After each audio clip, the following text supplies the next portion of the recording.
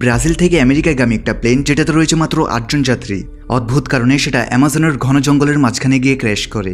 যদিও সমস্ত যাত্রী দুর্ঘটনা থেকে সুস্থভাবে বেঁচে যায়, কিন্তু এখন তারা বিশাল ঘন জঙ্গলের মাঝে আটকে গিয়েছে, যেখানে তাদের উদ্ধারের জন্য কেউ নেই। এখন তারা কি এই জঙ্গলে থাকা বিপদ থেকে বেঁচে নিজেদের ঘরে ফিরতে পারবে? এই সব কিছুই দেখবো আজকের এই অসাধারণ মিস্ট্রি অ্যাডভেঞ্চার সিরিজে। তো চলো শুরু করা যাক। শুরুটা হয় একটা ছোট যাত্রীবাহী প্লেন থেকে, যেটা আমেরিকা যাচ্ছে। তখন এক যাত্রী অবাক হয়ে জানতে চাই কেন তাদের ফ্লাইটের রুট পরিবর্তন করা হয়েছে। এখানে ফ্লাইট অ্যাটেন্ডেন্ট তাকে ব্যাখ্যা করে তাদের আসল রুটের আবহাওয়া খুব খারাপ, তাই পাইলট নিজে সিদ্ধান্ত নিয়ে রুট পরিবর্তন করেছে এবং এখন তারা অ্যামাজনের উপর দিয়ে উড়ে যাবে। যেহেতু এই ফ্লাইটে কেবল ৮ জন যাত্রী আছে, তাই তারা রুট পরিবর্তন নিয়ে খুব একটা ভাবেনি। কিন্তু একটু এগোতেই পুরো প্লেন আচমকা কাঁপতে শুরু করে। পাইলট লক্ষ্য করে যে হঠাৎ করে তাদের জিপিএস সিস্টেম আর কাজ করছে না, এমনকি কোনো কন্ট্রোল প্যানেলও চলছে না। পাইলট দ্রুত মূল ঘাঁটি থেকে সাহায্য চাওয়ার চেষ্টা করে, কিন্তু তার এই চেষ্টাও ব্যর্থ হয়, কারণ রেডিও কমিউনিকেশন ডিভাইসও কাজ করছে না। তবে অদ্ভুতভাবে পাইলট আগে থেকে এমন কিছু ঘটতে পারে বলে সন্দেহ করেছে। সে প্লেনটাকে নিরাপদে ল্যান্ড করানোর চেষ্টা করতে করতে নিজের ফোন দিয়ে একটা শেষ ভিডিও বার্তা রেকর্ড করতে থাকে, যে প্লেনের মধ্যে যেসব বড় বড় সিক্রেট লুকিয়ে আছে তা দেখেই তার আগে থেকে এমন দুর্ঘটনার আন্দাজ করা উচিত ছিল। এখন প্লেন আরও নিচে নেমে জঙ্গলের দিকে পড়তে থাকে, যেখানে পাইলট কোনো মতে পাহাড়গুলোকে এড়িয়ে গাছের ডালপালা ব্যবহার করে প্লেনের গতি কমানোর চেষ্টা করে, যাতে ক্র্যাশের ধাক্কা কম হয়। আর কয়েক কিলোমিটার টেনে নিয়ে যাওয়ার পর শেষমেশ প্লেন থেমে যায়। এখানে প্লেনে থাকা সব ৮ জন যাত্রী নিরাপদে থাকে, কিন্তু ফ্লাইট অ্যাটেন্ডেন্ট যে সিট বেল্ট পরেনি সে প্লেনের আঘাতে ঘটনাস্থলেই মারা যায়। এখন যাত্রীরা ভয় পেয়ে নিজেদের মধ্যে আলোচনা শুরু করে যে তাদের এখন কি করা উচিত। তারা নিশ্চিত হয় যে ফ্লাইট অ্যাটেন্ডেন্ট ছাড়া অন্য কারো থেকে বড় কোনো আঘাত লাগেনি, তাই ২ জন যাত্রী দ্রুত ককপিটে গিয়ে পাইলটের অবস্থা দেখতে থাকে। কিন্তু সেখানে দেখা যায় কিছু গাছের ডাল পাইলটের বুকের মধ্যে ঢুকে গেছে, তবুও সে তখনও জীবিত ছিল। তাই তারা পাইলটকে ধীরে ধীরে সিটটাকে সরানোর চেষ্টা করে, যাতে সে ভালোভাবে নিঃশ্বাস নিতে পারে। ঠিক তখনই হঠাৎ প্লেনের বাহির থেকে আগুন লাগার শব্দ হয়, যার ফলে সব যাত্রী দ্রুত প্লেন থেকে বের হয়ে আসে আর সে আগুন নেভানোর চেষ্টা করে, কারণ যদি পুরো প্লেন পুড়ে যায় তাহলে উদ্ধারকারী দল আসা পর্যন্ত তারা থাকবে কোথায়। কিছু সময় পরে যখন পরিস্থিতি শান্ত হয়, তখন ৮ জন যাত্রী সবাই একসাথে হয়ে পরিস্থিতি বোঝার চেষ্টা করতে থাকে, কিভাবে পাইলটের রুট পরিবর্তনের পর তারা অ্যামাজনের কোনো গভীর অঞ্চলে এসে পড়েছে। এছাড়া কারো সেলফোনে কোনো সিগন্যাল আসছে না, মানে এই ঘন জঙ্গলে স্যাটেলাইট ফোন ছাড়া বাইরে কারোর সাথে যোগাযোগ করা বা সাহায্য চাওয়া সম্ভব নয়। এই জঙ্গল শত শত মাইল জুড়ে বিস্তৃত, তাই হেঁটে বের হওয়ার তো প্রশ্নই আসে না। এদিকে বাইরের কেউ জানে না যে তারা এখানে জঙ্গলে আটকে আছে, তাই কেউ তাদের উদ্ধার করতেও আসবে না। এখন ৮ জন যাত্রীর মধ্যে একজন, যার নাম জ্যাক, সে সবার পরিচয় জানতে চায়, যাতে তারা একে অপরকে জানার পর মিলেমিশে সিদ্ধান্ত নিতে পারে যে তাদের সবার আগে কী করা উচিত। জ্যাক নিজের পরিচয় দিয়ে বলে যে সে একটা ইন্স্যুরেন্স কোম্পানিতে ইনভেস্টিগেটর হিসেবে কাজ করছে, যাতে মানুষ ইন্স্যুরেন্স সংক্রান্ত প্রতারণা করতে না পারে। আর সে এখন নিজের একটা কেস শেষ করে আমেরিকায় ফিরে যাচ্ছে। তারপর আরেকজন যাত্রীর নিজের নাম বলে কেভিন। সে পেশায় একজন ডাক্তার। সে বলে কয়েক বছর ডাক্তারি করার পর এখন সে মেডিকেল ইকুইপমেন্ট বিতরণের ব্যবসা শুরু করেছে। এই কারণে সে তার নতুন কোম্পানির জন্য ডিল সম্পূর্ণ করে আমেরিকায় ফিরে যাচ্ছে। ডাক্তার কেভিন এখানে পাইলটকে দেখে বুঝে নেয় যে তার ভোকাল কর্ডে আঘাত লেগেছে, তাই সে কথা বলতে পারছে না। আর সে হলো এখানকার একমাত্র পাইলট যে তাদের এখান থেকে বের করে নিয়ে যেতে পারবে, তাই তাদের যেভাবেই হোক তাকে বাঁচাতেই হবে। এখানে তৃতীয় যাত্রী ক্রিস্টি নামের একটা মেয়ে বলে যে সে প্রায় বিভিন্ন দেশে ভ্রমণ করে এবং তার ভিডিওগুলো সে সোশ্যাল মিডিয়ায় পোস্ট করে। এবারও সে ঘুরতে গেছে অন্য একটা দেশে, তবে নিজের অতীত সম্পর্কে প্রশ্ন করা হলেও সে কিছুই বলে না। এখানে চতুর্থ যাত্রী হলো কার্লোস নামের একজন রেসলার, যে মূলত মেক্সিকোর বাসিন্দা, তবে এখন একটা ফাইটিং কম্পিটিশনের জন্য এই ফ্লাইটে করে সে আমেরিকায় যাচ্ছে। এরপর একটা তরুণ দম্পতি ডন এবং অ্যামি, তারা বলে তারা তাদের নতুন বিয়ের পর হানিমুনে বেরিয়েছে। অবশেষে আছে একটা মধ্যবয়সী দম্পতি ডেভিড এবং লিসা। তারা মূলত আমেরিকার একটা ছোট শহরে একটা হোটেল চালায়, তবে এখন ডেভিডের হার্ট সার্জারির জন্য বাইরে যাচ্ছে। এভাবে ৮ জন যাত্রী একে অপরের সম্পর্কে মোটামুটি জেনে নেই। এদিকে তাদের সঙ্গে আছে আহত পাইলট, যে এখন কিছু বলার অবস্থায় নেই। তো জ্যাক সবার উদ্দেশ্যে বলে যে তাদের সবার প্রথমে প্লেনের সমস্ত খাবার এবং পানি একত্র করে রেশন হিসেবে ভাগ করা উচিত, যাতে তারা বুঝতে পারে তারা কতদিন টিকে থাকতে পারবে। তারা দেখে প্লেনের খাবার ও পানি সর্বোচ্চ মাত্র ৩ দিন চলবে। এরপর জ্যাক বলে যেহেতু জঙ্গলে বৃষ্টি বা ঝড় আসলে তাদের প্লেনের ভেতর আশ্রয় নিতে হতে পারে, তাই মৃত ফ্লাইট অ্যাটেন্ডেন্টকে তারা প্লেনের বাইরে বের করে কিছুটা দূরে সরিয়ে রাখতে হবে, যাতে প্লেনের ভেতরে জায়গা থাকে। এখন শুরুতে তারা এই ছোট কাজগুলো শেষ করে, আর এখন তাদের এখান থেকে বের হওয়ার পরিকল্পনা করতে হবে। তখন জ্যাক এবং বাকি সবাই আহত পাইলটের কাছে জানতে চাই যে তার প্লেনে কি কোনো স্যাটেলাইট ফোন আছে কিনা, যার মাধ্যমে তারা বাইরে সাহায্যের জন্য যোগাযোগ করতে পারে। এছাড়া এই প্লেন কিভাবে তার মূল রাস্তা ছেড়ে এই জঙ্গলে এসে পড়েছে, প্লেন কোনো খারাপ আবহাওয়া ছাড়াই এখানে ক্র্যাশ হয়ে গেল কেন। পাইলট কিছু বলার চেষ্টা করে, মনে হচ্ছে সে কোনো সিক্রেট জানে, কিন্তু কথা বলতে না পারায় সে কিছুই বলতে পারে না। জ্যাক তখন বলে যেহেতু কেভিন একজন ডাক্তার, তাই সেই জন্য পাইলটের চিকিৎসা করে, কিন্তু কেভিন তখনই তা অস্বীকার করে, কারণ পাইলটকে বাঁচাতে হলে তার সার্জারি করতে হবে। আর এখন জঙ্গলের মধ্যে তার কাছে কোনো সার্জারি যন্ত্রপাতি বা ওষুধ কিছুই নেই। এই অবস্থায় সার্জারি করলে বরং পাইলট আরও দ্রুত মারা যাবে। তাই সবাই সিদ্ধান্ত নেই যে এখন পাইলটের সুস্থ হওয়া পর্যন্ত অপেক্ষা করতে হবে। এদিকে লিসা প্লেন থেকে খাবার এনে সবার মাঝে অল্প অল্প করে ভাগ করে দেয়। আর খাবার খাওয়ার পর সবাই একটা নতুন আশা নিয়ে বের হওয়ার কথা ভাবতে থাকে। তখন ক্রিস্টির নিকটবর্তী একটা পাহাড়ের দিকে তাকিয়ে বলে, কে জানে যদি তারা উপর দিকে উঠে তাহলে হয়তো মোবাইলে কোনো সিগন্যাল পাওয়া যাবে। তাই তাদের সেখানে গিয়ে চেষ্টা করা উচিত। তবে তখন সন্ধ্যা হয়ে গেছে। তাই তারা ঠিক করে পরের দিন সকালে তারা পাহাড় উঠবে। ছোট্ট একটা ব্রেক দিয়ে আবার মূল ভিডিওতে ফিরে যাচ্ছি। 1xBet হচ্ছে বর্তমান বিশ্বের অন্যতম জনপ্রিয় বিশ্বস্ত অনলাইন বুকমেকার প্ল্যাটফর্ম, যার অফিসিয়াল পার্টনার হচ্ছে সিরিয়া এবং পিএসজি। তাই এই অ্যাপ খুবই সহজ, মজার এবং লাভজনক, সাথে জেতার সম্ভাবনা অনেক বেশি। মাত্র কিছু টাকা ডিপোজিট করে তুমি প্রবেশ করতে পারো এক বিশাল এন্টারটেনমেন্ট দুনিয়ায়, যেখানে রয়েছে লাইভ ইভেন্ট দেখা, টান উত্তেজনা এবং দ্রুত আয় করার অসাধারণ সুযোগ। 1xBet-এ তুমি রেজিস্ট্রেশন করার সময় আমার প্রোমো কোড MND10 ব্যবহার করলেই পেয়ে যাবা 200% বোনাস, সর্বোচ্চ 26,000 টাকা পর্যন্ত। আর উপার্জিত অর্থ তুমি সহজেই তুলতে পারবে তোমার মোবাইল ওয়ালেটে, যেমন বিকাশ, নগদ কিংবা রকেটের মাধ্যমে মাত্র কয়েক মিনিটেই। এছাড়াও এখন চলছে 1xBet-এর বিশাল একটি প্রমোশন, যেখানে তুমি জিতে নিতে পারো স্বপ্নের গাড়ি, বাইক, এমনকি নগদ 1 কোটি টাকা পর্যন্ত। কিন্তু অফারটি সীমিত সময়ের জন্য, তাই সুযোগ হাতছাড়া করো না। তাই আর দেরি না করে এখনই নিচের পিন করা কমেন্ট ফলো করো এবং আমার প্রোমো কোড MND10 ব্যবহার করে রেজিস্ট্রেশন করে নাও। আর কিছু টাকা ডিপোজিট করে হারিয়ে যাও এক নতুন ও রোমাঞ্চকর জগতে। ঠিক তখনই পাইলটের অবস্থা আরও খারাপ হতে থাকে। এখানে কেভিন, যে ডাক্তার হলো এতক্ষণ কিছু করেনি, সে এখন ঘোষণা করে যে এমন অবস্থায় তো পাইলট এমনিতেই মারা যাবে। তাই সে ঝুঁকি নিয়ে হলেও পাইলটের এই অবস্থাতেই কোনোভাবে তার সার্জারি করার চেষ্টা করবে। সে বাঁচবে কি বাঁচবে না সেটা তার ভাগ্যের উপর নির্ভর করবে। কেভিনের কথা মতো সব সদস্য প্লেন থেকে প্রয়োজনীয় সরঞ্জাম খুঁজে আনে, যা কেভিনের সার্জারির কাজে লাগতে পারে। তার একটা সবজি কাটার ছুরি আর অ্যালকোহল সহ অন্যান্য টুকিটাকি জিনিসপত্র জোগাড় করে। এখন ডাক্তার কেভিন অ্যানেস্থেসিয়া ছাড়াই সার্জারি শুরু করে। ফলে পাইলট প্রচণ্ড কষ্ট পেতে থাকে। সৌভাগ্যক্রমে সার্জারি প্রত্যাশার চেয়ে ভালো হয়। ডাক্তার কেভিন জানাই, আজ রাত বিশ্রামের পর পাইলট সুস্থ হয়ে উঠবে। কিন্তু তখনও কেউ আজ করতে পারেনি তাদের সঙ্গে সামনে কি ঘটতে যাচ্ছে। রাতে যখন সবাই বাইরে ঘুমাচ্ছে, এক মুখ ঢাকা ব্যক্তি এসে আহত পাইলটের মুখ চেপে ধরে এবং তাকে শ্বাসরোধ করে হত্যা করে। সকালে যখন সবাই ঘুম থেকে উঠে, তখন মৃত পাইলটকে দেখে তারা প্রচণ্ড অবাক হয়ে যায়, কারণ গতরাতে সার্জারির পরে পাইলটের অবস্থা বেশ ভালো হয়ে ওঠে এবং সে তো তাদেরকে কিছু গুরুত্বপূর্ণ সিক্রেট জানানোর কথা বলেছে। ডাক্তার কেভিনা বলে তার শরীরে কোনো ইনফেকশন হয়নি, তাহলে পাইলট মারা গেল কিভাবে। সবাই আলোচনা করতে থাকে যে গতরাতে কারো উচিত ছিল পালাক্রমে পাইলটের দেখভাল করা। যাই হোক, এখন তারা কিছুই করতে পারবে না এবং সম্ভবত পাইলটের আঘাতের কারণেই মারা গেছে। তাই তারা পাইলটের মৃতদেহ সেই মৃত ফ্লাইট অ্যাটেন্ডেন্টের দেহের পাশে একটু দূরে একটা গাছের নিচে রেখে আসে, যাতে যদি এখানে কোনো উদ্ধারকারী দল আসে তখন তারা এই দুজনের দেহ তাদের পরিবারের কাছে ফিরিয়ে দিতে পারে। তাই তারা কাউকে কবর দেয় না। তবে কেউ খেয়াল করে না যে পাইলটের পকেট থেকে তার ফোন পড়ে গেছে এবং ড্যানি সেটা চুপি চুপি তুলে নেয়। ড্যানির স্ত্রী অ্যামি তাকে এ ব্যাপারে জিজ্ঞেস করলেও ড্যানি তাকে এবং অন্য কাউকে কিছু না বলার নির্দেশ দেয়, কারণ এখন সে আর কাউকে বিশ্বাস করতে পারছে না। এরপর ড্যানি একা পাইলটের দেহের কাছে যায় এবং তার আঙ্গুল কেটে নেয়, যাতে তারা এই ফিঙ্গারপ্রিন্ট দিয়ে ফোনটা আনলক করতে পারে। এদিকে সেই মধ্যবয়সী দম্পতি যখন একসাথে হয়, তখন লিসা তার স্বামী ডেভিডকে বলে যে তার মনে হয় না পাইলট স্বাভাবিকভাবে মারা গেছে। লিসা একসময় একটা হসপিটালের নার্স হিসেবে কাজ করেছে এবং একবার সে এক রোগীকে শ্বাসরোধ হয়ে মারা যেতে দেখেছে। লিসার মতো পাইলটের মুখও সে হসপিটালের রোগীর মতো কালো হয়ে গিয়েছে, মানে কে ইচ্ছাকৃতভাবে তার শ্বাসরোধ করেছে। তবে সেটা সবার সামনে প্রকাশ্যে বলেনি, কারণ স্পষ্টতই এই 8 জনের মধ্যেই কেউ একজন পাইলটকে হত্যা করেছে। তখন তার স্বামী ডেভিড অবাক হয়ে জিজ্ঞেস করে যাত্রীদের মধ্যে কেউ কেনই বা পাইলটকে মারবে। কিন্তু লিসার মতে এই বিষয়টা এখন তাদের খুঁজে বের করতে হবে, আর এখন থেকে তাদের সাবধান থাকতে হবে এবং নিজেদের ছাড়া আর কারোর উপর ভরসা করা উচিত হবে না। এই কথা বলার সময় হঠাৎ লিসা অনুভব করে কেউ তাদের কথা শুনছে, তাই সে সঙ্গে সঙ্গে সেই আলোচনা অর্ধেকেই বন্ধ করে দেয়। এদিকে ট্রাভেলার ক্রিস্টি অ্যামির কাছে এসে বলে সেই জানে ড্যানি আর অ্যামি আসলে বিয়ের পর হানিমুনে যাচ্ছে না, তো সেই জন্য তাকে সত্যি কথা বলে দেয়। তখন অ্যামি স্বীকার করে নেয় যে সে আসলে একজন ধনী ব্যবসায়ীর মেয়ে এবং ড্যানি তার পরিবারের ড্রাইভার। কিন্তু তারা একে অপরের প্রেমে পড়ে যায় এবং যখন তাদের মনে হয় যে তাদের পরিবার কখনোই সম্পর্ক মেনে নেবে না, তখন তারা নিজেদের দেশ ছেড়ে এই ফ্লাইটে করে আমেরিকা চলে যাচ্ছে। ক্রিস্টি বুঝতে পারে তারা মিথ্যা বলেছে, যাতে অন্য যাত্রীরা তাদের সন্দেহের চোখে না দেখে। এদিকে কার্লোস সবাইকে একটা ভালো খবর দেয় যে সেই প্লেনের ধ্বংসাবশেষের মধ্যে সে একটা জিপিএস ডিভাইস খুঁজে পেয়েছে। সে বলে যদি সেই ডিভাইসটাকে পাশের পাহাড়ের চূড়ায় নিয়ে গিয়ে অ্যাক্টিভেট করতে পারে তাহলে তাদের কাজ হয়ে যাবে। এর সিগন্যাল অনেক দূর পর্যন্ত যাবে। তাছাড়া এই ডিভাইসের যতটুকু ক্ষতি হয়েছে সেটা সে আগামীকালের মধ্যেই ঠিক করে ফেলবে। তখন এই কথা শুনে সবাই নিশ্চিন্তে নিঃশ্বাস নেয়, কারণ অবশেষে তাদের এখান থেকে বের হওয়ার একটা রাস্তা তৈরি হয়েছে। কার্লোস জানায় যে তার বাবা একসময় ইলেকট্রিশিয়ান ছিল এবং তার থেকে সে এসব কাজ শিখেছে, কিন্তু সে নিজে একজন ফাইটার হতে চেয়েছে, তাই সে তার বাবার দোকান ছেড়ে দেয়।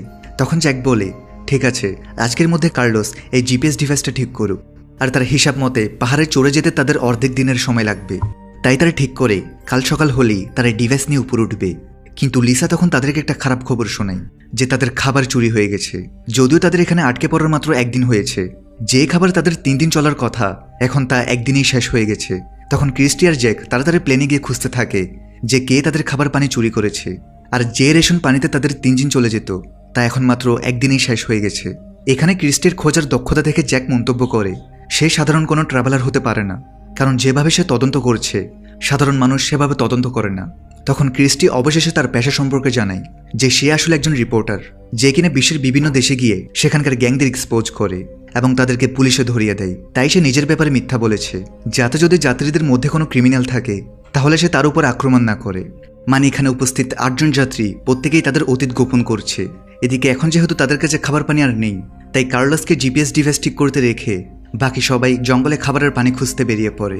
পথে যেতে যেতে তারা কিছু নীল রঙের মাশরুম দেখে। ক্রিস্টি তার রিপোর্টিং অভিজ্ঞতা থেকে জানে এগুলো খেলে কোনো মানুষের কয়েক ঘন্টার মধ্যে মৃত্যু হতে পারে, তাই সে কাউকে ভুলেও এগুলো ছুঁতে মানা করে। সে আরও বলে এমন মাশরুম সাধারণত ভেজা জায়গায় জন্মায়, মানে আশেপাশে কোথাও বড় কোনো পানির উৎস থাকতে পারে। আর সামনে এগোতেই তারা একটা পুকুর খুঁজে পায়, তবে এখানকার পানি পরিষ্কার নয়, তাই তাদেরকে এটাকে বিশুদ্ধ করার উপায় বের করতে হবে যাতে তারা পান করতে পারে। ঠিক তখনই হঠাৎ তারা পেছন থেকে গুলির আওয়াজ শুনে এবং সবাই দ্রুত দৌড়ে গিয়ে দেখে এটা আসলে ডেভিড, যে তার স্ত্রী লিসার সাথে নিজের বন্দুক দিয়ে একটা বানর শিকার করেছে যাতে তারা সেটা খেতে পারে। আসলে তাদের মালপত্রের মধ্যে একটা বন্দুকও ছিল, যার কথা তারা কাউকে বলেনি। লিসা এখন সবাইকে জানায় তারা কাউকে ভয় দেখাতে চায়নি, তাই তারা তাদের বন্দুকের ব্যাপারে কিছু বলেনি। এখন ডেভিডের শিকার করা বানর খেয়ে সবাই আজকের রাতের খাবার সারে। এদিকে ক্রিস্টি আর জ্যাক মিলে একটা ব্যবস্থা করে পুকুরের পানিকেও বিশুদ্ধ করে ফেলে যাতে তা পান করার উপযোগী হয়। মানে আজকের জন্য তাদের খাবার ও পানির সমস্যা মিটে গেছে। তবে একজন সদস্য অ্যামি বানর খেতে পারে না, তাই তার খাবার যাতে নষ্ট না হয় এই জন্য ডেভিড নিজেই তার খাবার খেয়ে নেয়। এরপর জ্যাক সবাইকে বলে তাদের ব্যাগে কি ডেভিড আর লিসার মতো বিপজ্জনক কোনো কিছু লুকানো আছে কিনা, কারণ সবার এ ব্যাপারে জানার অধিকার রয়েছে। কার্লোস তার ব্যাগ খুলে দেখায় তার কাছে শুধু তার ফাইটিং মাস্ক আছে, যা রিংয়ে লড়ে তার ফাইটিং পার্সোনালিটিকে রিপ্রেজেন্ট করে। এছাড়াও আগামীকাল তারা জিপিএস ডিভাইস দিয়ে সংকেত পাঠিয়ে সাহায্য আনবে, তাই এখন আপাতত তাদের একে অপরকে ভয় পাওয়ার কোনো দরকার নেই। কিন্তু রাতের বেলা যখন সবাই ঘুমাচ্ছে তখন হঠাৎ ডেভিডের শরীর খারাপ হতে শুরু করে এবং দূর থেকে কেউ প্লেনের আড়াল থেকে লুকিয়ে এটা দেখতে থাকে। এখন সেই অজানা ব্যক্তি তার স্যাটেলাইট ফোন বের করে একটা মেয়েকে ফোন করে আর বলে তাদের প্ল্যান এখন পর্যন্ত পুরোপুরি সফল এবং সেটা আরও দ্রুত এগিয়ে নেবে।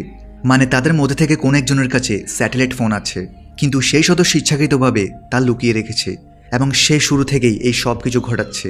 কিন্তু কেন, এটা একটা বড় রহস্য যা আমরা পরে জানতে পারবো। পরদিন সকালে সবাই লিসার কান্নার শব্দে জেগে ওঠে, কারণ তার স্বামী ডেভিড রাতেই মারা গেছে। ডাক্তার কেভিন দ্রুত পরীক্ষা করে জানায় ডেভিডের মুখ থেকে ফেনা বের হচ্ছে, তার মানে তার ফুড পয়জিং হয়েছে এবং সম্ভবত তাকে টক্সিক মাশরুম খাওয়ানো হয়েছে, যেটা তারা আগের দিন রাস্তায় দেখেছে। এখন এটা শুনে লিসা রেগে যায় আর সে সবাইকে বলতে শুরু করে যে তাদের মধ্যে থেকে কেউ একজন একে একে সবাইকে হত্যা করছে। তবে এখনও কেউ জানে না তাদের মধ্যে থেকে কেউ একজন কেন বাকিদের মারতে যাবে। এই 8 জন তো ফ্ল্যাটের আগে একে অপরকে চিনতই না। লিসা আরও বলে ক্যাপ্টেন কেউ ইচ্ছাকৃতভাবে মেরেছে এবং সে তখনই তার মুখ দেখে সেটা বুঝতে পারে, তবে তখন সে চুপ থাকে যাতে সবাই একে অপরের সাথে ঝগড়া না করে। লিসার মনে পড়ে যায় সে এসব কথা নিজের স্বামী ডেভিডকে বলে, আর তখনই সে অনুভব করে পেছন থেকে কেউ আসছে যে তাদের সব কথা শুনছে। তাই সেই খুনিটা ডেভিডকেও টার্গেট করে হত্যা করেছে। গতকাল যখন জঙ্গলে তারা বিষাক্ত মাশরুম পায় তখন তাদের মধ্যে থেকে কেউ একজন গোপনে সেই মাশরুম তুলে নিয়েছে এবং রাতে ডেভিডের খাবারের সাথে মিশিয়ে দিয়েছে। তার উপরে ডেভিড গতকাল অ্যামির খাবারও খায়, তাই কে জানে অ্যামির খাবারেও হয়তো বিষ ছিল। এখন এখানে সবাই আতঙ্কিত হয়ে পড়ে, কারণ যদি তাদের মধ্যে থেকে কেউ খুনি হয়ে থাকে তাহলে প্রত্যেকের জীবনই বিপদের মুখে।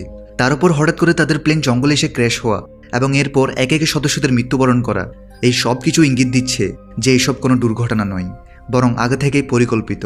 এখন সবাই এখানে আলাদা হয়ে যায়, কারণ কেউই কারোর উপর ভরসা করতে পারছে না। ড্যানি তার স্ত্রী অ্যামিকে পাইলটের ফোন দেখায়, যেটা সে আগেই তুলে রেখেছে। সেই ফোনে পাইলটের শেষ ভিডিও রেকর্ডিং পাওয়া যায়, যেখানে সে নিজেই স্বীকার করেছে যে কিভাবে এই প্লেনে এক বিশাল গোপন রহস্য লুকিয়ে আছে এবং ইচ্ছাকৃতভাবে এটা ক্র্যাশ করানো হয়েছে।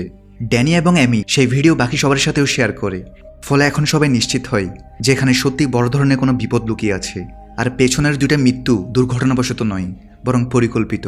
এখন কার্লোস জানায় সে অবশেষে জিপিএস ডিভাইসটা ঠিক করে ফেলেছে এবং এখন তাদের শুধু পাহাড়ে চড়ে যেতে হবে। কিন্তু এখন আর কেউ একে অপরের উপর ভরসা করতে পারছে না, কারণ তাদের মধ্যে যে আসল খুনি রয়েছে সে চাচ্ছে না এই মিশন সফল হোক। কারণ একবারে ডিভাইস কাজ করতে শুরু করলেই তারা এখান থেকে বেরিয়ে যেতে পারবে। তারা আলোচনা করতে শুরু করে যে কোন কোন সদস্য পাহাড়ের উপরে যাবে আর কারা নিচে থেকে ক্যাম্পের সুরক্ষায় থাকবে, কারণ সবাই একসাথে উপরে উঠতে পারবে না। তখন জ্যাক বলল ঠিক আছে, সে নিজে থেকে এখানে ক্যাম্প পাহারা দেবে, আর কার্লোসের সাথে ডাক্তার কেভিন এবং ক্রিস্টি এই দুইজন পাহাড়ে উঠবে এবং জিপিএস ডিভাইস ইনস্টল করবে। তিনজনই এখন ডিভাইস নিয়ে উপরে উঠতে শুরু করে।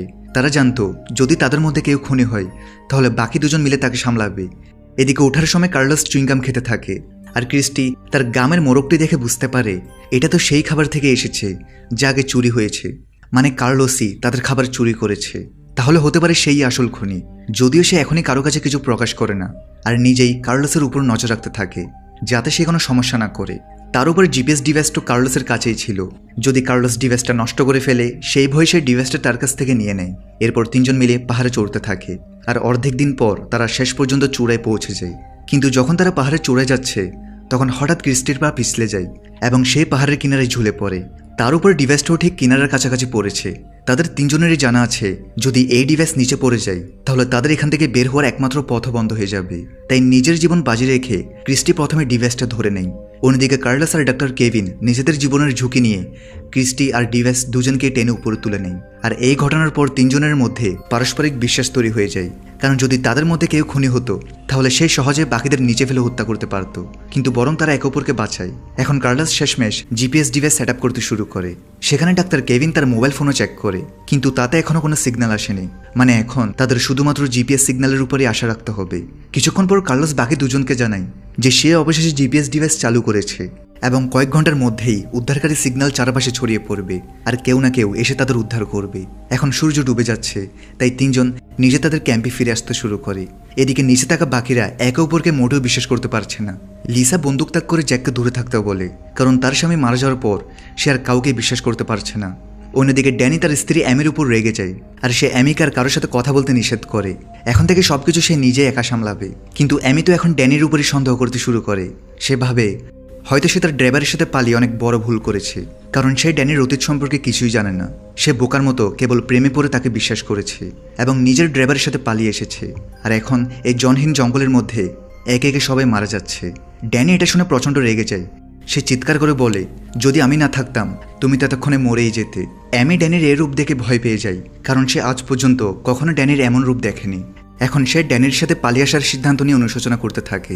এখানে চারজন লোক পরস্পরকে সন্দেহের দৃষ্টিতে দেখতে থাকে। কিছুক্ষণ পর উপর থেকে বাকি তিনজনে নিচে ফিরে আসে এবং জানাই যে তারা জিপিএস ডিভাইসটা ঠিক মতন ইনস্টল করে ফেলেছে এবং যদি ভাগ্য ভালো হয় তাহলে কালকের মধ্যেই কেউ না কেউ তাদের উদ্ধার করতে আসবে। এখন বেঁচে থাকা সাতজন অদ্ভুতভাবে একসাথে রাতের খাবার খেতে খেতে ভাবছে যে কিভাবে তাদের শুধু আগামীকাল পর্যন্তই টিকে থাকতে হবে।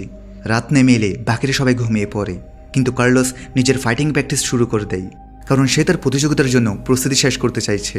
কার্লোস যে নিজের স্বপ্ন পূরণের জন্য তার পরিবারকে ছেড়ে এসেছে, এমন ভয়াবহ পরিস্থিতিতেও সে কেবল তার প্র্যাকটিসেই মনোযোগ রাখছে। এই কারণে শুরুতে সে খাবার চুরি করেছে যাতে তার ডায়েটে কোনো ঘাটতি না পড়ে। কিন্তু যখন কার্লোস তার প্র্যাকটিস শেষ করে তখন সে দেখতে পায় সামনে কালো কাপড় পরে কেউ দাঁড়িয়ে আছে, আর সে তার নিজের রিংয়ের মাস্কও পরে আছে। এরপর সেই ব্যক্তি কার্লোসকে ছুরি দিয়ে আঘাত করে তাকে হত্যা করে দেয়। ভোর হবার পর কেউ আর কার্লোসকে খুঁজে পায় না। তখন জ্যাক বলে তারা আলাদা আলাদা হয়ে কার্লোসকে খুঁজবে। তবে ডাক্তার কেভিন মনে করিয়ে দেয় গতকাল তারা জিপিএস ডিভাইস ইনস্টল করেছে, তাহলে এতক্ষণ তো উদ্ধারকারী দল চলে আসার কথা। কিন্তু কেউ জানতো না যে গতকাল তারা যে ডিভাইস ইনস্টল করেছে সেটা তাদেরই কোনো এক সদস্য ডিভাইসটার তার কেটে ফেলেছে, তাই এখন কোনো সিগন্যালই যাচ্ছে না। এই বিষয়টা না জেনে নিচে থাকা সবাই কার্লোসকে আশেপাশে খুঁজতে থাকে, কিন্তু তারা তাকে কোথাও খুঁজে পায় না। তখন কেভিন বলে তাদের উচিত আবার ডিভাইসটা চেক করে আসা। ক্রিস্টি তার সাথে যেতে রাজি হয়, কারণ এখন কাউকে একা পাঠানোর রিস্ক তারা নিতে পারবে না। কিন্তু যখন তারা পাহাড় উঠতে থাকে তখন তারা দূরে অনেকগুলো পাখি জড়ো হয়ে থাকতে দেখে, আর এটা দেখে দুজনে বুঝতে পারে যে সেখানে কিছু তো ঘটেছে। তাই পাহাড়ের চূড়ার দিকে না গিয়ে তারা ওই দিকেই হাঁটতে শুরু করে। সেখানে কার্লোসের মৃতদেহ পড়ে আছে, যাকে গতরাতে কোনো অজানা এক সদস্য মেরে এখানে ফেলে দিয়েছে। এরপর তারা দুজন নিজেদের ক্যাম্পে ফিরে বাকি সবাইকে জানায় যে তারা আরও এক সদস্যকে হারিয়েছে। এখন এখানে সবাই অ্যামি আর ড্যানির উপর সন্দেহ করতে শুরু করে, কারণ গতরাতে তারাই কার্লোসের সবচেয়ে কাছে শুয়েছে। যদিও ড্যানি তাদের বোঝানোর চেষ্টা করে যে সে কেন এমন কিছু করবে, আর সে একই প্রশ্ন সবার মনে ঘুরতে থাকে যে যদি তাদের মধ্যে থেকে কেউ একজন খুনি হয় যে এক এক করে সবাইকে মারছে, তাহলে তার উদ্দেশ্য কি, সেসব কেন করছে। তখন লিসা জানাই গতরাতে কেউ তার বন্দুক থেকে সবগুলি চুরি করেছে, এখন তার কাছে কেবল একটাই গুলি আছে যা তার পকেটে থেকে গেছে। এটা শুনে কেভিন বলে সে যখন ড্যানির চিকিৎসা করে তখন সে তার পিঠে একটা ট্যাটু দেখেছে। এমন ট্যাটু সাধারণত গ্যাংয়ের সদস্যরা করে, মানে ড্যানি হয়তো গ্যাংয়ের লোক। তার উপরে এমি তো ড্যানির অতীতের ব্যাপারে কিছুই জানে না, তো হতে পারে ড্যানি এসব করছে। যদিও ড্যানি জানাই এই ট্যাটু সে নিজে করায়নি, বরং তাকে জোর করে করানো হয়েছে। তাকে মিথ্যা মামলায় জেলে পাঠানো হয়, আর সেখানে গ্যাং সদস্যরা তাকে ট্যাটু করতে বাধ্য করে। কিন্তু পরে সে নিজের জীবন বদলানোর জন্য অ্যামির বাড়িতে ড্রাইভারের কাজ নেয় এবং সেখানে সে অ্যামির প্রেমে পড়ে। সে ক্রিমিনাল নয়, সে এসব কিছুই করছে না। ড্যানি অ্যামিকে আরও জানাই এটা সত্য যে প্রথম দিকে সে অ্যামির টাকার প্রতি আকৃষ্ট হয়ে তার কাছে আসে, কিন্তু পরে সে অ্যামিকে সত্যি সত্যি ভালোবেসে ফেলে এবং এখন সে তাকে বাঁচাতে যে কোনো কিছু করতে পারে। তখন অলরেডি সন্ধ্যা নেমে এসেছে আর বাইরে প্রচণ্ড ঝড় বৃষ্টি শুরু হয়েছে, তাই সবাই দৌড়ে প্লেনের ভেতর চলে আসে। কিন্তু তখনই তারা বুঝতে পারে যে কেন কেউ একজন তাদের মারছে। আসলে বৃষ্টির পানির কারণে প্লেনের সিলিং ভেঙে সেখান থেকে কিছু ব্যাগ বেরিয়ে আসে, আর যখন জ্যাক সিলিং সরায় তো দেখা যায় এর ভেতর অনেক সাদা ব্যাগ রাখা আছে। সবাই সাথে সাথে বুঝে ফেলে এগুলো তো ড্রাগের প্যাকেট, যেগুলো এই প্লেনের মাধ্যমে পাচার হচ্ছে। এখানে ড্যানি একসময় গ্যাংয়ে কাজ করেছে, তো সে বলে যে এগুলো তো প্রায় কোটি টাকার মূল্যের হবে। সবার ধীরে ধীরে সব পরিষ্কার হতে থাকে কিভাবে এয়ারলাইন সাধারণ যাত্রীর পরিবহনের ছল করে আসলে ড্রাগ পাচার করে। তাই তাদের টিকিট অন্যান্য ফ্লাইটের থেকে অনেক সস্তায় বিক্রি হয়, আর সম্ভবত এয়ারলাইনের গোপন তথ্য কোনোভাবে ফাঁস হয়ে গেছে, আর তাই তারা প্লেনটাকে ইচ্ছাকৃতভাবে এই জঙ্গলে ক্র্যাশ করিয়েছে। আর তাদের মধ্যে যে সদস্য অন্যদের মারছে সে নিশ্চিত এই মাল নিজের দখলে নেওয়ার জন্যই করেছে। কিন্তু এর পরও কিছু ব্যাপার তারা এখনো বুঝতে পারছে না যে সেই সদস্যের বাকি সবাইকে মেরে ফেলার কী প্রয়োজন ছিল। এখানে সবাই এসব ভাবছে, এমন সময় দেখা যায় অ্যামি ভয় পেয়ে প্লেন থেকে দৌড়ে পালিয়েছে। যেসব জিনিস যার সে এখন তাদের প্রাণে মেরে ফেলবে। তখন ড্যানি এমের পেছন পেছন যায় তাকে খুঁজতে। এরপর কেভিনের বোঝানোর পর যে তাদের কাউকেই বাইরে যেতে দেওয়া উচিত নয়, তারপর কেভিনের কথাই লিসাও তাকে খুঁজতে বের হয়। এখানে বাইরে আজ মুষলধারে বৃষ্টি পড়ছে আর ঝড়ো বাতাসের শব্দে আশেপাশের কিছুই শোনা যাচ্ছে না। আর লিসা যখন তার বন্দুক নিয়ে অ্যামিকে খোঁজার চেষ্টা করে তখন পেছন থেকে সেই খুনি এসে তাকে ছুরি দিয়ে আক্রমণ করে। এখানে লিসা মারার আগে খুনিটির মুখে সরানোর চেষ্টা করে যাতে তার চেহারা সে দেখতে পারে, কিন্তু তার আগেই সে মারা যায়। সকাল হবার পর লিসার লাশ দেখে সবাই রেগে যায়। তাদের হাজার চেষ্টার পরও সে খুনি বারবার কাউকে না কাউকে মেরে ফেলছে। সবাই একে অপরকে সন্দেহ করতে শুরু করে, কিন্তু কারো ঠিক বোঝার উপায় নেই যে তাদের 5 জনের মধ্যে আসল খুনিকে। ঠিক তখনই ক্রিস্টি জ্যাকের দিকে বন্দুক তাক করে, আর সে জানায় কিছুক্ষণ আগে সে জ্যাকের জিনিসপত্র থেকে লিসার বন্দুকের সব গুলি উদ্ধার করেছে, যা লিসার বন্দুক থেকে চুরি হয়। তার মানে জ্যাকই আসল খুনি হবে। ক্রিস্টির কাছে তার আরও একটা প্রমাণ আছে। সে জ্যাকের ব্যাগ থেকে একটা স্যাটেলাইট ফোনও পেয়েছে, যা দেখে ক্রিস্টি শতভাগ নিশ্চিত হয়ে যায় যে সেই সব কিছু করছে। যদিও জ্যাক সবকিছু অস্বীকার করে, সে বলে এটা ঠিক যে সে লিসার বন্দুক থেকে তার গুলি সরিয়েছে, কিন্তু সে এটা এই জন্যই করেছে যে তার মনে হয়েছে লিসাই আসল খুনি, তাই সবার নিরাপত্তার জন্য সে গুলি সরিয়েছে। কিন্তু স্যাটেলাইট ফোন তো তার কাছে ছিলই না। হয়তো তাদের মধ্যে যে আসল খুনি সে এই ফোন তার ব্যাগে রেখেছে যাতে সে ফেঁসে যায়। তখন কেভিন তাড়াতাড়ি বলে এই স্যাটেলাইট ফোন দিয়ে কল করে এখনই সাহায্য চাওয়া উচিত, কিন্তু ক্রিস্টি জানায় সে এটা ইতিমধ্যে চেষ্টা করেছে। এই ফোনে এমন এক পাসওয়ার্ড দেওয়া আছে যেটা আনলক না করলে ফোন কাজই করবে না, আর যেহেতু এই ফোনটা জ্যাকের বলে ধরা হচ্ছে তাই পাসওয়ার্ডে কেবল জ্যাকই জানবে। কিন্তু জ্যাকের দাবি এই ফোনটা তার নয় এবং সে পাসওয়ার্ডও জানে না। এবার ড্যানি রেগে গিয়ে জ্যাকের উপর হামলা করে, কিন্তু কেভিন তাকে বোঝায় যে যদি তারা জ্যাককে মেরেও ফেলে তারপরে স্যাটেলাইট ফোন আনলক না করলে তারা বাইরে বেরোতে পারবে না, তাই তাদের জ্যাককে বাঁচিয়ে রাখতে হবে। এরপর তারা আপাতত জ্যাককে বেঁধে রাখে। এখন বাকি 4 জন সিদ্ধান্ত নেয় যে তাদের মধ্যে কাউকে জ্যাককে টর্চার করতে হবে যাতে সে তার মুখ খোলে। র্যান্ডমলি ডাক্তার কেভিনের নাম উঠে আসে, তাই কেভিন জ্যাকের কাছে গিয়ে আবার তার কাছে পাসওয়ার্ড জানতে চায়, আর জ্যাক আবার অস্বীকার করে এবং বলে যে তাকে ফাঁসানো হচ্ছে। বাধ্য হয়ে কেভিন তার নখ উপড়াতে শুরু করে। এদিকে বাকি 3 সদস্য ক্রিস্টি, ড্যানি আর অ্যামি সে পাহাড়ের উপরে থাকা জিপিএস ডিভাইস চেক করতে চলে যায়। সেখানে তারা দেখে যে ডিভাইসের তার কেউ খুলে রেখেছে, তাই এতদিন ধরে কেউ তাদের রেস্কিউ করতে আসেনি, কারণ ডিভাইস তো তখন থেকেই বন্ধ। এখন ক্রিস্টি তার জোড়া লাগিয়ে ডিভাইসটা চালু করে দেয়। এতে অবশেষে তাদের লোকেশন আমেরিকায় পৌঁছে যায়, যারা এখনো সেই হারানো প্লেন খোঁজার চেষ্টা করছে। কিন্তু দেখা যায় যে লোকেশনটা পড়েছে অ্যামাজন জঙ্গলের মধ্যে, যেটা আমেরিকার সীমার বাইরে। আর যেহেতু এয়ারলাইন আমেরিকার রেজিস্টার্ড নয়, তাই তারা তাদের আর্মিকে জঙ্গলে পাঠাতে পারবে না। তাই এক সরকারি ইনভেস্টিগেটর ক্লেয়ার সে এয়ারলাইনের অফিসে গিয়ে পৌঁছায়, আর সে তার কোম্পানিকে তদন্তের আদেশ দেয়, কারণ তাদের এক প্লেন বেশ কিছুদিন ধরে নিখোঁজ এবং তারা কাউকে কিছু জানায়নি। এখানে সে এয়ারলাইনের ম্যানেজার কোরা হেসে বলে নিশ্চিন্তে তদন্ত করতে পারো, কিন্তু যেহেতু প্লেন আমেরিকার সীমার বাইরে তাই সেখানে কেবল মেক্সিকান আর্মি যেতে পারবে। এখানে রিভিল হয় যে সেই ইনভেস্টিগেটর ক্লেয়ার আসলে জ্যাকেরই স্ত্রী, আর জ্যাক সেখানে এয়ারলাইনের বিরুদ্ধে তদন্তের জন্য একটা সিক্রেট মিশনে গেছে। এই জন্যই ক্লেয়ার তাকে খোঁজার চেষ্টা করছে। এর ফলে এখন এটাও পরিষ্কার হয়ে যায় যে 5 জন সার্ভাইভারের মধ্যে জ্যাক আসলে কিলার হতে পারে না, যদিও বর্তমানে বাকি 4 জন তাকেই সন্দেহ করছে। এদিকে বন্দী হওয়া জ্যাকের কাছে ক্রিস্টি একা আসে। ক্রিস্টিরও মনে হয় যে জ্যাককে ফাঁসানো হচ্ছে। এখানে জ্যাক তাকে বোঝায় যে যদি সে আসলে সবাইকে মারতে চাইতো তাহলে সে লিসার গুলির সাথে পুরো বন্দুকটাই চুরি করত এবং বাকিদের সহজে মেরে ফেলতো, কিন্তু সে তা করেনি। ক্রিস্টি বুঝতে পারে জ্যাক তো সত্যি বলছে, তাই সে চুপিসারে কাউকে না বলে জ্যাকের দড়ি খুলে দিয়ে তাকে দূরে পালাতে বলে, যাতে বাকি সবাই তাকে আর টর্চার না করে। সকালে বাকি 3 জন অবাক হয়ে যায় যে জ্যাক কিভাবে পালিয়ে গেছে। এখানে ক্রিস্টি অভিনয় করে যে সে কিছুই জানে না। তখন ড্যানি আর অ্যামি রেগে যায়, কারণ যদি জ্যাক সত্যি কিলার হয় তাহলে সে মুক্ত হয়ে যাওয়ায় সবার জীবন এখন রিস্কে চলে গেছে। কেভিন তো গতকাল জ্যাককে অনেক টর্চার করেছে, সে তো এর প্রতিশোধ নিতে আসবেই। এটা ভেবে ডাক্তার কেভিন ভয় পেয়ে যায়। তখন ড্যানি অ্যামিকে নিয়ে ক্রিস্টি আর ডাক্তার কেভিন থেকে আলাদা হয়ে অন্যদিকে চলে যায়, কারণ সে আর কাউকে বিশ্বাস করতে পারছে না। কিন্তু ক্রিস্টি তাকে আবার বোঝায় যে যদি সবাই আলাদা হয়ে যায় তাহলে তাদের মধ্যে যে আসল কিলার তার কাজ আরও সহজ হয়ে যাবে। যদিও ড্যানি মনে করিয়ে দেয় যে তারা দুদিন একসাথেই থেকেছে, তবুও তাদের অনেক সঙ্গী মারা গেছে, তাই এখন আলাদা হওয়াই ভালো। অন্যদিকে জ্যাকও ক্যাম্প থেকে দূরে গিয়ে নিজে থাকার জন্য একটা আশ্রয়ের খোঁজে বেরিয়ে পড়ে। বাকি 4 সদস্যদের কাছে তো সে যেতে পারবে না, কারণ একমাত্র ক্রিস্টি ছাড়া বাকি 3 জন তাকে কিলার ভাবছে। এদিকে ড্যানি তখন অ্যামিকে আশ্বস্ত করে যে সে তার কিছু হতে দেবে না। তারা অলরেডি জিপিএস ডিভাইস চালু করেছে, রেস্কিউ টিম চলে আসবে, এবং সত্যি সেটাই হয়। মেক্সিকান আর্মির কাছে অর্ডার পৌঁছে যায় যে তারা এখন সেই ডিভাইসের লোকেশনে গিয়ে সেখানে থাকা সার্ভাইভারদের উদ্ধার করবে। এখন আর্মি ক্যাম্পের কিছু সেনা সদস্যদের একটা টিম একটা হেলিকপ্টার করে অ্যামাজনের জঙ্গলের দিকে রওনা দেয়। এদিকে ড্যানি আর অ্যামি একসাথে বসে আছে, আর বাকি 3 জন মেম্বার আলাদা আলাদা ডিরেকশনে এগিয়ে যাচ্ছে। হঠাৎ তারা একসাথে কয়েকটা গুলির শব্দ শুনতে পায়। এখানে তারা দৌড়ে একসাথে ক্যাম্পে ফিরে এটা দেখে অবাক হয়ে যায় যে ড্যানি আর অ্যামি দুজনকে কেউ পেছন থেকে গুলি করেছে, আর তারাও মারা গেছে। এখন এখানে ক্রিস্টি, জ্যাক আর কেভিন বেঁচে থাকা শেষ 3 জন সার্ভাইভার একে অপরের দিকে সন্দেহের দৃষ্টিতে তাকাচ্ছে। তাদের 3 জনের মধ্যেই একজন আসল কিলার, যে এতদিন ধরে সবাইকে মেরেছে। এদিকে আর্মিও সিগন্যাল পেয়ে এখন এই লোকেশনের দিকে এগিয়ে চলেছে।